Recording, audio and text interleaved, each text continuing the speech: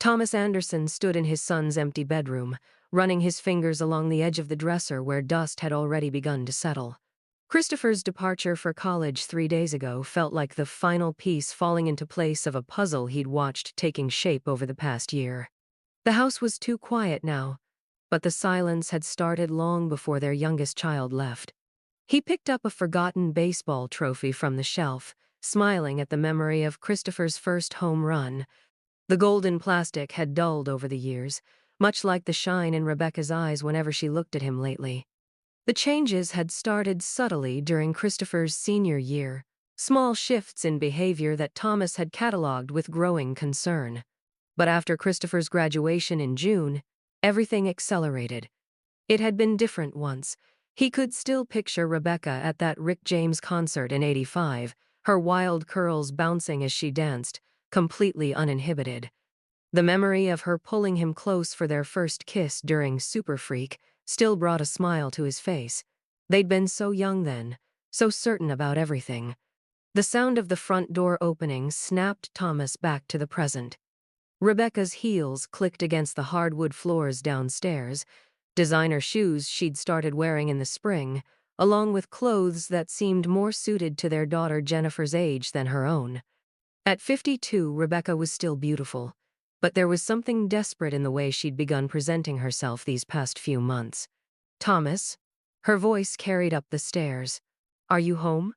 "In Christopher's room," he called back, replacing the trophy carefully. Rebecca appeared in the doorway, and Thomas felt that familiar ache in his chest. She was wearing a new dress, tight and low-cut, her makeup heavier than it had been in years.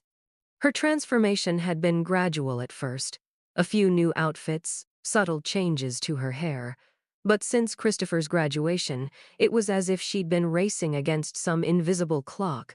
"You're not still moping around up here, are you?" she asked, her tone carrying an edge he'd grown accustomed to lately. "The kids had to leave sometime." "Just thinking," Thomas replied, keeping his voice neutral.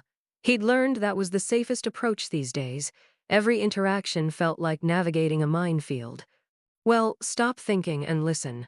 Rebecca perched on the edge of Christopher's stripped bed. "We need to talk about some changes I want to make in our relationship." Thomas felt his stomach tighten.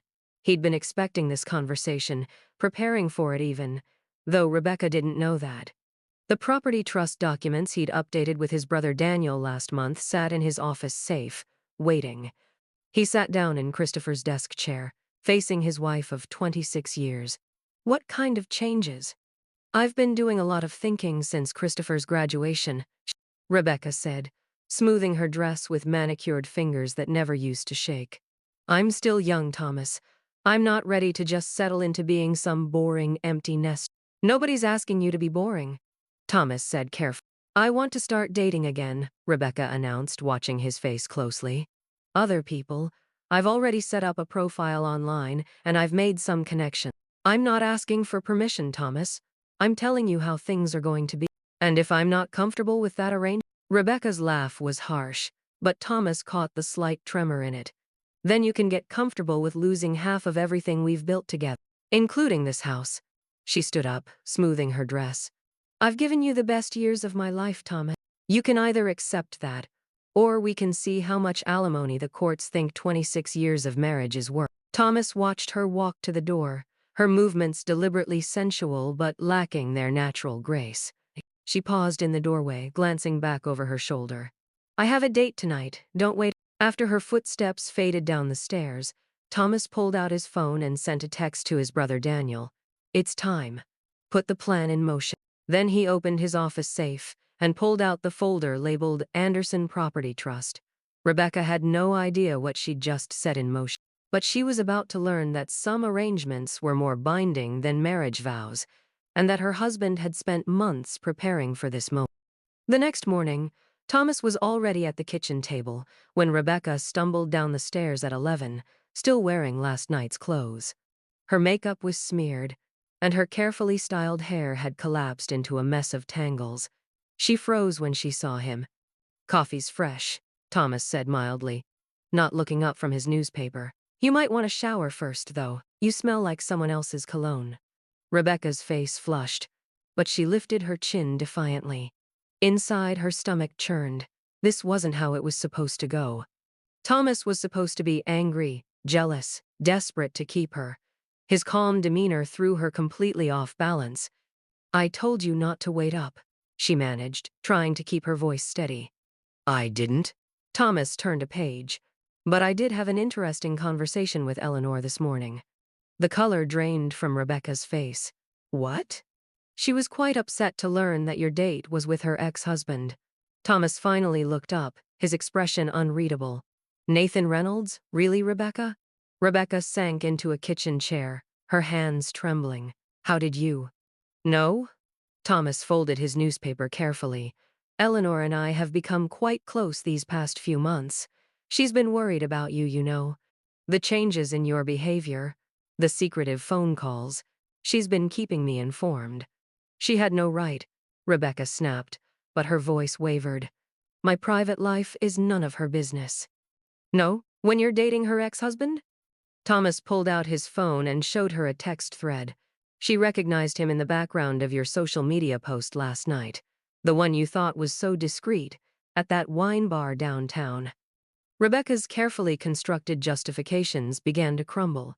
She'd convinced herself that Thomas's apparent indifference to her recent behavior meant he didn't care anymore, that her threats about divorce would push him to fight for her. Instead, he'd been 10 steps ahead the whole time. "This is ridiculous," she said, but her voice cracked. "This is my house too, and I'll see whoever I want." "Actually," Thomas said quietly, "this isn't your house at all. Never has been." He pulled a thick folder from his briefcase and laid it on the table. "When we bought this place, I had it put in a very specific type of trust. The property is owned jointly by myself and Daniel. There's a moral turpitude clause, quite common in family trusts. Any resident who engages in behavior deemed harmful to the family can be legally evicted." Rebecca's hands shook as she snatched up the documents, her eyes scanning frantically. The words blurred together, but the legal language was clear enough. "This isn't possible." "You knew what I told you," Thomas said, "which was that we owned the house together. We do live here together. But legal ownership? That's a different matter entirely. My father insisted on the arrangement when he helped with the down payment. Family property stays in the family." "I'll fight this," Rebecca threatened, but the words rang hollow even to her own ears. "No judge will. Every judge will," Thomas corrected gently. "It's all perfectly legal. The trust is ironclad, and Daniel, as co-trustee, has already filed the initial paperwork based on your recent behavior." Rebecca's carefully constructed world was collapsing around her. The excitement of rebellion, the thrill of her secret plans, it all seemed childish now. "What are you saying?" "I'm saying you have a choice to make." Thomas stood up, gathering his briefcase. "You can pack your things and leave now, or you can wait for the formal eviction notice. Either way, you have 72 hours to vacate the premises." "Where am I supposed to go?" "The Hampton Inn on 4th Street has reasonable weekly rates. I hear they're very discreet." He walked to the door, then paused. "Oh, and Rebecca? You might want to call Eleanor, though I doubt she'll answer. Some friendships, like some marriages, can't survive betrayal." As Thomas's car pulled out of the driveway, Rebecca sat alone in the kitchen, surrounded by the ruins of her careful arrangement. She'd planned everything so meticulously: the gradual changes to her appearance, the calculated threats about divorce, the strategic choice of Nathan to make Thomas jealous. But somehow, her husband had seen it all coming, had prepared for it with a precision that left her breathless. The worst part wasn't losing the house, or even Eleanor's friendship. It was realizing that while she'd been playing at manipulation, Thomas had been 3 moves ahead in a game she hadn't even known they were playing. The Hampton Inn's continental breakfast wasn't terrible, but after 2 weeks of stale muffins and watery coffee, Rebecca was ready to crawl out of her skin. She stared at her reflection in the bathroom mirror, barely recognizing herself. The designer clothes she'd bought over the past year hung in the tiny closet, tags still on some of them, mocking her with their promise of transformation.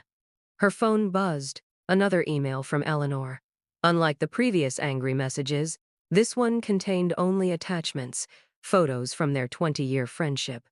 Rebecca and Eleanor at each other's baby showers, family barbecues, school plays. The last image was from 3 months ago, a charity event where Rebecca had first met Nathan, though she hadn't told Eleanor that at the time. The message read simply, "I've been going through old photos, trying to understand when my best friend became someone who could do this to me. Nathan says you knew exactly who he was. That you asked mutual friends about him specifically? Was any of it real?" Rebecca's hands trembled as she closed the email without responding. Eleanor was right. She had known about Nathan beforehand. Had chosen him specifically because he was Eleanor's ex, though she'd convinced herself it was just a coincidence. The truth felt ugly now, stripped of all her careful rationalizations. A new email notification popped up, this one from Thomas. The subject line read, "What you missed while you were planning." Inside were dozens of files, meticulously organized by date. Security camera footage from their home showing Rebecca sneaking in late, changing clothes, making furtive phone calls, screenshots of her dating profile, archived versions showing her gradual escalation from just friends to discreet arrangements, bank statements showing the money she'd been setting aside, not nearly as secretly as she'd thought, email threads between Thomas and their children, discussing their concerns about her changing behavior over the past year. The final attachment was a video from Christopher's graduation. Rebecca watched herself in the background, checking her phone while Thomas gave an emotional speech about family loyalty. She hadn't even remembered that moment, but there it was, irrefutable evidence of how far she'd drifted. Her phone rang, Eleanor's number. After 4 rings, Rebecca finally answered. "I didn't expect you to pick up," Eleanor said, her voice tight. "I almost didn't. Thomas showed me everything. The screenshots, the planning, how long you spent researching Nathan before approaching him." Rebecca sank onto the hotel bed. "I'm sorry." "That's not enough," Eleanor's voice cracked. 20 years of friendship, Rebecca. I was there when you had your miscarriage. You were there when Nathan and I divorced. How could you turn that into ammunition?" "I don't know," Rebecca whispered. "Everything got so twisted. I was feeling old, invisible. Thomas seemed distant. Thomas was planning Christopher's graduation surprise for months. The family vacation. The photo retrospective. He spent hours going through old videos making this beautiful tribute to your family. Did you even watch it?" Rebecca's throat tightened. She hadn't. She'd been too busy checking her dating app notifications. "He came to me in March," Eleanor continued. "He was worried about you. Asked me to keep an eye out, let him know if I noticed anything concerning. I thought he was overreacting until I saw how you looked at Nathan at the charity event, like he was some kind of prize to be won. I never meant to get caught, to hurt anyone. Does it matter what you meant?" Eleanor's bitter laugh hurt more than her anger. "You know what the worst part is? Thomas still loves you. After everything, he's still trying to protect you. That property trust arrangement, he updated it last month to include a reconciliation clause. Did you know that?" Rebecca's hand tightened on the phone. "What?"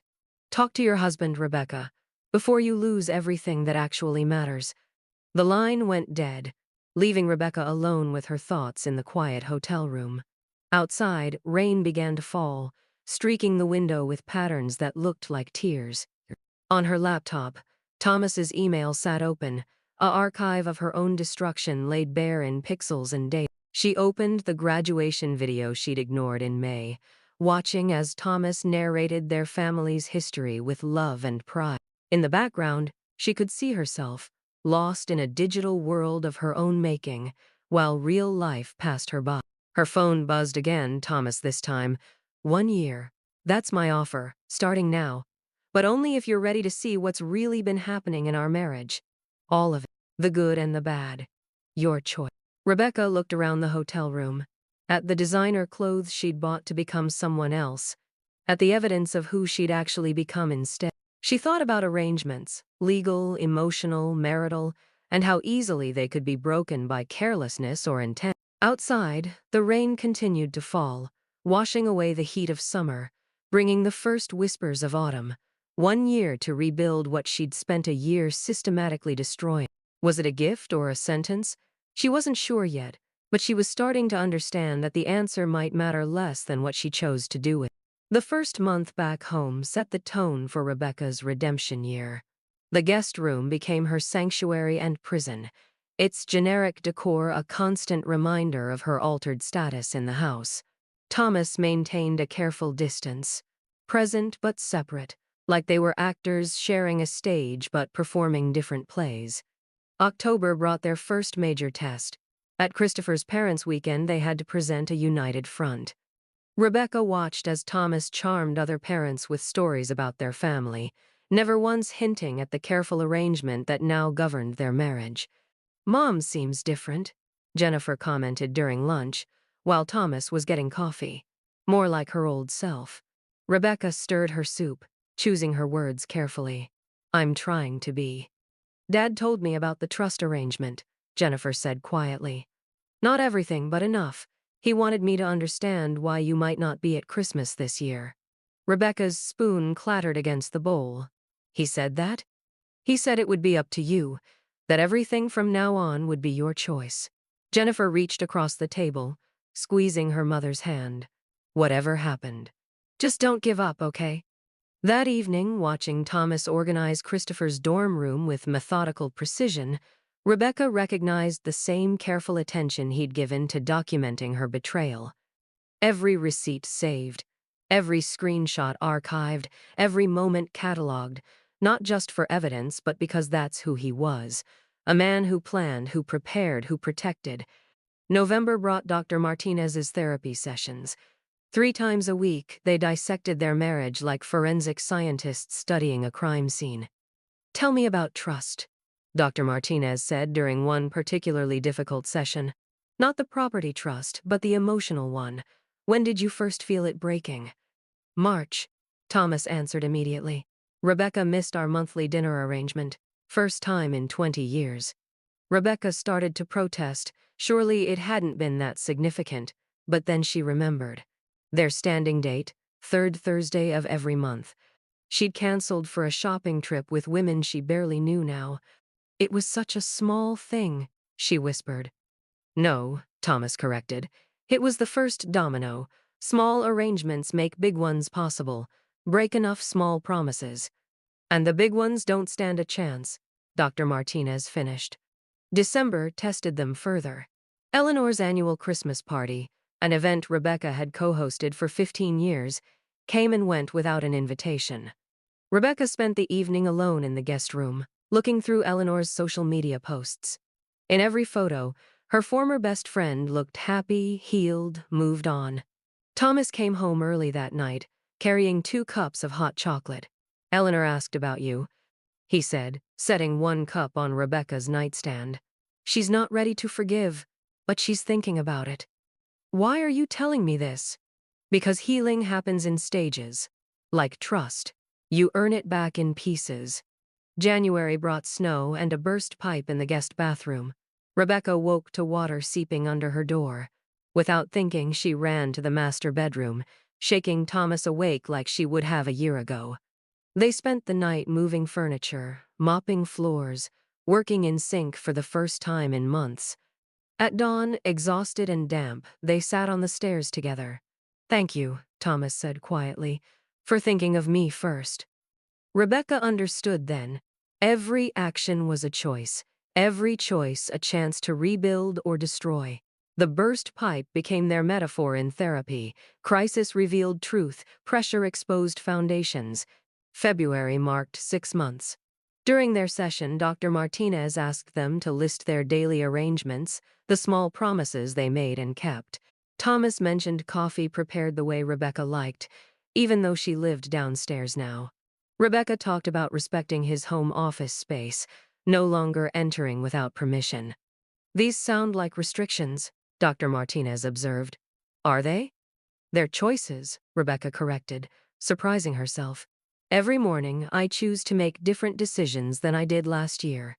Thomas looked at her then, really looked at her, for the first time in months. "Tell me one." "I deleted my social media accounts," Rebecca said. "All of them." Not because you asked, but because I realized I was using them to hide from what I was doing to us. Later that night, Thomas knocked on her door. He held up a small tablet. I have something to show you. On the screen was a calendar app, filled with archived notifications from the past year. Every time Rebecca had stayed out late, every suspicious text, every changed plan, all carefully documented. "Why are you showing me this?" she asked. "Because you're not the only one who needs to let go." He deleted the app as she watched. Some arrangements need to end for others to begin. 1 year to the day after Rebecca's move to the guest room, she stood in their master bedroom, surrounded by cardboard boxes. Not packing this time, unpacking. Each item represented a choice. Which pieces of her old life deserved a place in the new one they were building? The front door opened downstairs. Thomas's footsteps moved through the house, kitchen first, as always, then his office, then up the stairs. His routine had become her anchor over the past year, its predictability a comfort rather than a constraint. He appeared in the doorway, holding a thick manila envelope. "It's time." Rebecca nodded, setting down the framed photos she'd been holding, their family at Christopher's graduation, the real moment, not the one she'd missed while checking her phone. The trust paperwork? Among other things.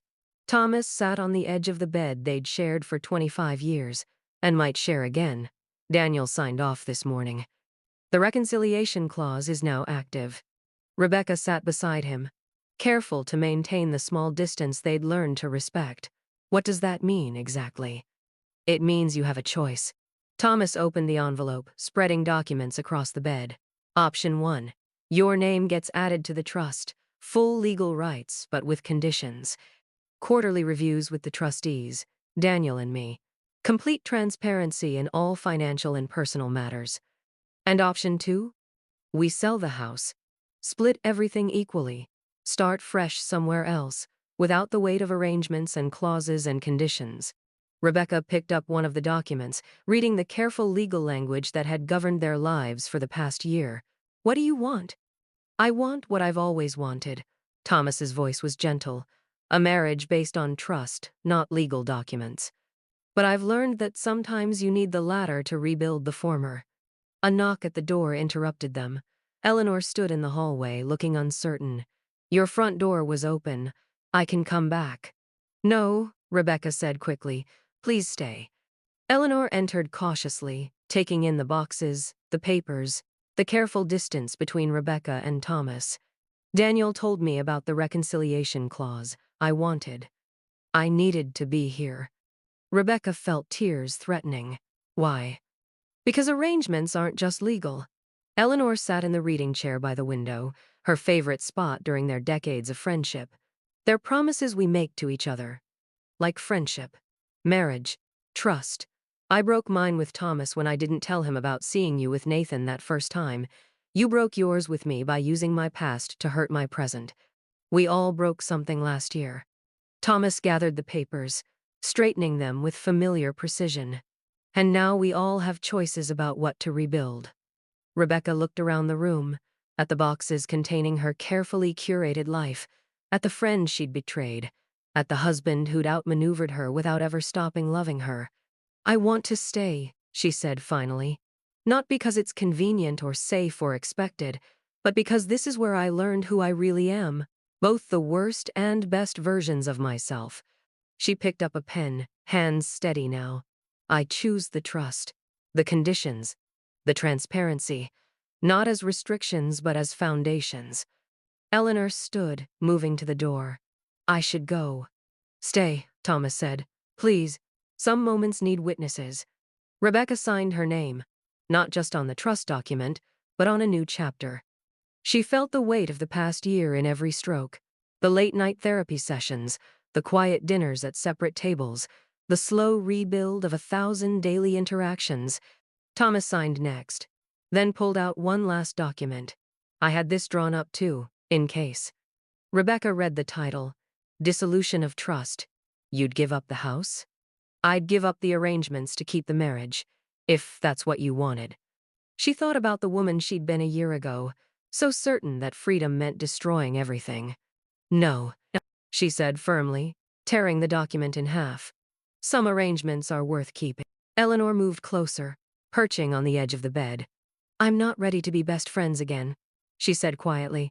But maybe we can start with coffee. Next, Rebecca felt tears spill over. I'd like that. Thomas stood, gathering the signed papers. I'll file these tomorrow. He paused at the door. Take your time moving back in. We've learned patience this year, if nothing else.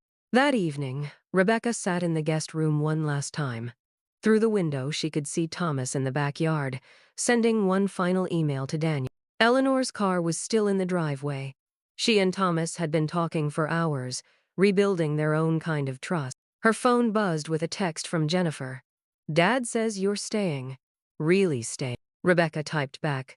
Really staying. Different arrangements, same love. She looked around the guest room at the life she'd lived for the past year. Tomorrow, she'd move back upstairs. Not to the woman she'd been before. That person was gone, transformed by choices good and bad. But to someone new, someone who understood that true freedom wasn't the absence of arrangements, but the wisdom to choose the right one. Outside, the sun was setting on their year of reconstruction. Thomas looked up, catching her eye through the window. He smiled. Not the careful smile of the past year, but something warmer, more familiar. Rebecca smiled back, feeling the first stirrings of what might be joy. Some arrangements were written in legal documents, others in the spaces between heartbeats. The trick, she'd finally learned, was knowing which ones truly mattered.